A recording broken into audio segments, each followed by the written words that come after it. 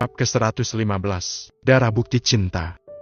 Arjun seolah mendengar jika Nala terus memanggil dirinya. Dia pun segera melajukan motornya dalam kecepatan tinggi. Tangisan Nala terus memanggil namaku. Apakah saat ini Nala sesungguhnya masih mencintaiku? Batin Arjun. Entah kenapa, Arjun masih merasa jika Nala mencintainya. Cinta, apakah ini cinta? Ketika dua hati berjauhan tapi bisa merasakan satu sama lain. Tapi kenapa aku baru menyadarinya? Arjun tadi sudah menelpon polisi dan juga meminta bantuan Helmi. Arjun tidak mau sampai terlambat menyelamatkan Nala. Dia tidak rela jika penjahat itu sampai menyentuh sehelai rambut orang yang disayanginya. Ketika Arjun sudah sampai, rupanya sudah ada polisi yang tengah menyergap duluan. Rupanya ini adalah sarang bandar narkoba yang besar. Anak buah penjahat juga membawa senjata api sehingga membuat para polisi kesulitan membuat mereka menyerah. Aku akan menyelinap masuk, aku harus segera menemukan Nala di saat para penjaga sibuk melawan polisi. Gumam Arjun pantang menyerah. Arjun memutar arah. Dia masuk lewat jendela yang tengah terbuka. Benar saja dugaannya jika di dalam justru tidak ada orang karena semua pada di luar saling menembak dengan polisi. Tempat ini luas sekali, aku tidak boleh ceroboh. Takutnya jika nanti penjahat yang bersembunyi. Gumam Arjun. Tiada rasa takut. Arjun terus masuk ke sebuah rumah yang mirip seperti hotel sebab memang sebagai markas. Dalam hati Arjun terus berzikir, dan seolah ada bisikan yang menuntun dirinya untuk naik ke lantai paling atas. Tidak, jangan sentuh aku! Arjun yakin teriakan barusan adalah suara Nala. Dia segera membuka pintu tetapi terkunci dari dalam. Arjun mendobrak pintu, tendangan pertama tidak mampu membuat pintu jebol. Sial, aku yakin Nala ada di dalam. Batin Arjun masih mencoba mendobrak pintu tetapi tidak terbuka juga. Jun! Tetapi tiba-tiba Helmi dan yang lainnya datang. Syukurlah kalian datang. Bagaimana keadaan di luar? Tanya Arjun.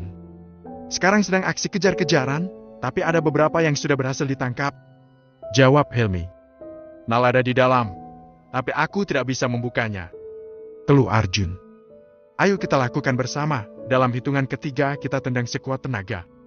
Ucap Helmi. Beruat. Tendangan 4 orang barusan bisa membuka pintu tersebut. Tetapi di dalam kamar hanya ada Nala seorang diri yang sebagian pakaiannya sudah sobek dan rambutnya berantakan. Arjun langsung melepas jaket dan menutupi tubuh Nala agar tidak terlihat yang lain. Hatinya sangat teriris melihat kenyataan ini. Penjahat itu di mana? Tanya Arjun menahan amarah. Dia kabur lewat jendela. Ucap Nala gemetar seluruh tubuhnya. Jun, kamu bawa Nala pulang dulu. Biar aku dan kawan-kawan yang mengejar. Hari ini aku harus menangkapnya karena kemarin hampir saja mencelakai aku. Ucap Helmi menarik semua temannya untuk keluar. Iya, kalian hati-hati ya. Jawab Arjun. Di luar masih terdengar suara tembakan yang saling bersahutan. Antara bingung dan takut bagaimana cara keluar. Takut jika nanti terkena peluru nyasar. Arjun mendekati Nala lagi. Tetapi gadis itu merengkuh seperti orang depresi. Perempuan yang begitu anggun dan paling menjaga kehormatannya hari ini terkoyak tak berdaya dalam keputusan asaan. Arjun tidak ingin menanyakan lebih lanjut lagi. Dia segera mencari selimut di dalam lemari kemudian memakaikan ke kepala Nala sehingga bisa menutupi rambut gadis tersebut. Apakah kamu baik-baik saja? Tanya Arjun. Ho, ho! Tangis Nala pecah.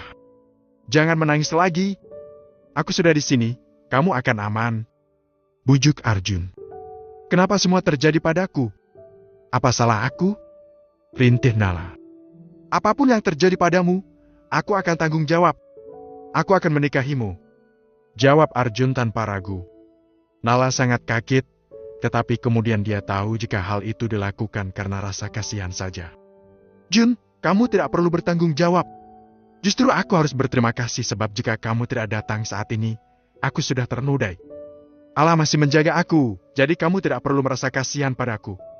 Jawab Nala. Jadi penjahat itu belum sempat melakukan hal yang jauh? Tanya Arjun memastikan sekali lagi. Nala mengangguk, tetapi tetap saja dia merasa takut dan bersedih karena lelaki itu sudah menciumnya dengan kasar. Apalagi di bagian bibir Nala ada bekas gigitan. Tapi, ciuman pertamaku sudah dirampasnya. Aku sangat malu pada calon suamiku. Keluh Nala. Tidak apa-apa, jika dia tidak mau menerimamu, maka malam ini juga aku akan menikahimu. Jawab Arjun serius. Jun, kamu jangan bercanda lagi. Ayo kita harus segera pulang. Pinta Nala tidak bisa menghentikan getaran jiwanya. Arjun memang tidak nampak tengah bercanda, tetapi Nala takut berharap lebih dan berujung kecewa untuk kesekian kalinya. Ayo, pegang erat-erat selimutnya. Aku tidak mau jika orang lain sampai melihat rambutmu. Pinta Arjun. Nala merona merah. Untuk sesaat rasa takutnya itu berganti dengan rasa aman.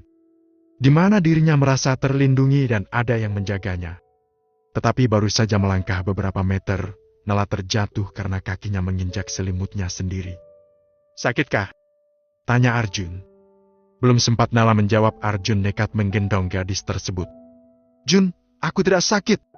Ucap Nala sangat malu. Tapi aku tidak mau saat menuruni tangga kamu terjatuh lagi. Sela Arjun. Begitu sampai di tangga terbawah, Arjun menurunkan Nala lagi. Terima kasih. Ucap Nala. Rupanya masih ada perkelahian antara polisi dan beberapa penjahat. Bahkan terlihat Helmi yang juga ikut berkelahi.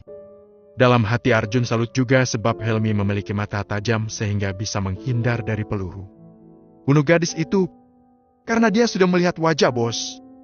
Tepat pada saat itu ada seseorang yang mengarahkan peluru ke Nala. Arjun langsung menarik tangan Nala. Dor. Ah! Teriak Nala ketakutan. Tetapi Arjun memeluk Nala sambil meringis menahan sakit akibat lengannya yang terkena peluru. Jangan takut, aku akan melindungimu.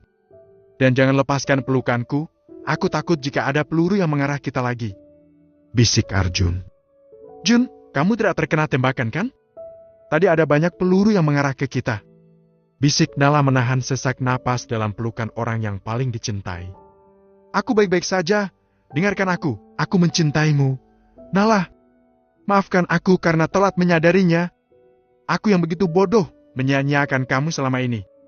Andaikan waktu bisa diputar, aku ingin. Arjun langsung roboh karena tidak kuat menahan beban berat Arjun. Nala pun juga ikut tertimpa tubuh lelaki tersebut. Arjun, teriak Nala. Untung saja bantuan dari pihak kepolisian datang lagi, sehingga para penjahat bisa diatasi. Tetapi Arjun mengalami luka tembak di bagian punggung dan mengeluarkan banyak darah. Setelah dicek, ternyata ada 2 peluru yang menembus. Nala menangis sejadi-jadinya, melihat Arjun yang tidak sadarkan diri. Apalagi ada tetesan darah yang jatuh ke lantai putih. Seharusnya aku tidak menelpon kamu. Biarkan aku yang hancur asalkan kamu selalu sehat, Arjun. Pekik Nala frustasi.